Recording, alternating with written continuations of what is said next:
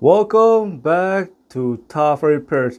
If your car is not starting and you use starting fluid and you spray it inside the intake and the car started but then dies afterward, I'm going to tell you guys some of the possible causes.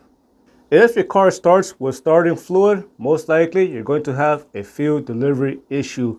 But before you do anything, I want you guys to think about this. When you spray starting fluid inside the intake, most likely that mass airflow sensor is coated in starting fluid. And when that mass airflow sensor hot wire is coated in starting fluid, it can cause a hard start and a no start. So make sure to use mass airflow sensor cleaner and clean out the mass airflow sensor before you do anything else. The first step you should do is verify fuel pressure. Take a fuel pressure gauge and connect it to the strainer valve on the fuel rail. If there is no fuel pressure when starting your vehicle or cranking it, then that's how you know you're going to have a fuel delivery issue. The next step is to check the fuel pump relay and fuse. If the fuel pump relay is bad and the fuel pump fuse is blown, go ahead and replace it. And if your vehicle is still not starting, move on to the next step. The next step is you might have a bad fuel pump. So to check for possibly a bad fuel pump, what you want to do is you want to remove the gas cap and turn ignition to the on position. The fuel pump should run for about 2 seconds. If you don't hear a buzzing noise coming from the back end of the vehicle, then you might have a bad fuel pump. What if you replace that fuel pump and the vehicle is still not starting, but you have a fuel delivery issue? Here is the possible causes.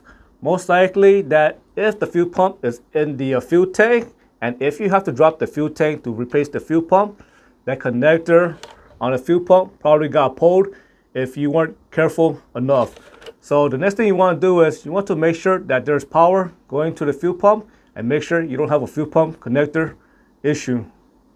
If the fuel pump is not the issue and the fuel pump is working, then the next step is to check for possibly a clogged fuel filter. If you have never changed that fuel filter, and let's just say you got a lot of miles on that vehicle and you're still using the original fuel filter, then it is possible this might be the issue. The next step is to check for a bad fuel rail pressure sensor or a bad fuel pressure regulator. And if these two parts are not functioning properly, it can affect fuel pressure going to the fuel rail. The next step is you might have bad fuel injectors. For example, for a inline 4 engine, if one of the fuel injector is bad, it is possible your engine might start, but it is going to run rough. If 2 or more fuel injectors are bad, your engine may not start.